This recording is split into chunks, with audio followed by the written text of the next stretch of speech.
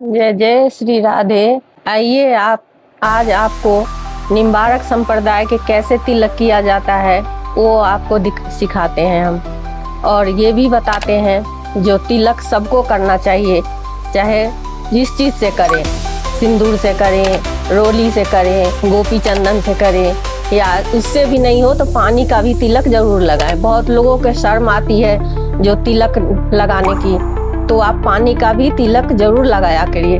आइए निम्बारक संप्रदाय के तिलक में क्या क्या चाहिए वो बताते हैं। सबसे पहले तो ये गोपी चंदन की ज़रूरत है, और उसके बाद ये श्याम श्री है, इनकी ज़रूरत होती है। तो आइए कैसे लगाया जाता है बताते हैं। पहले तो हम पानी लिए हाथ में, उसके बाद इसको भीगेंगे ऐसे। ये हम बहुत लोग इससे भी लगाते हैं, और बहुत लोग तुलसी के लकड़ी से लगाते हैं। तो ये तुलसी की लकड़ी हम इससे लगा रहे हैं। पहले हम इसको इकट्ठा कर लेंगे, पहले ऐसे लाइन देंगे, उसके बाद इधर से, उसके बाद नीचे से ऊपर ले जाएंगे।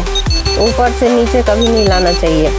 ये द्वादश तिलक होता है, 12 जगह लगाया जाता है। एक तो यहाँ लगाए हैं वो मंदिर है, अब इसमें हम ठाकुर जी के बैठाएंगे।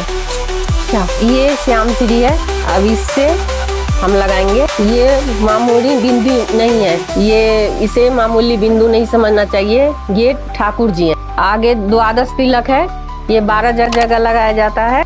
2 यहाँ, 2 यहाँ, 1 यहाँ, 1 यहाँ, 1 यहाँ, 1 यहाँ, और 1 यहाँ, 1 यहाँ, 1 यहाँ, 12 जगह हो गए। इसे द्वादश तिलक कहा जाता है। ये निम्बारक संप्रदाय के ही सिर्फ लगाया जाता है। आगे अगर आपको ये तिलक लगाना पसंद आया होगा तो आप हमें बताइए, और तिलक के बारे में कुछ जानकारी चाहिए तो हमें अगले वीडियो में बताएंगे। जरूर कमेंट कीजिए, लाइक कीजिए, सब्सक्राइब कीजिए। राधे, जय जय श्री राधे।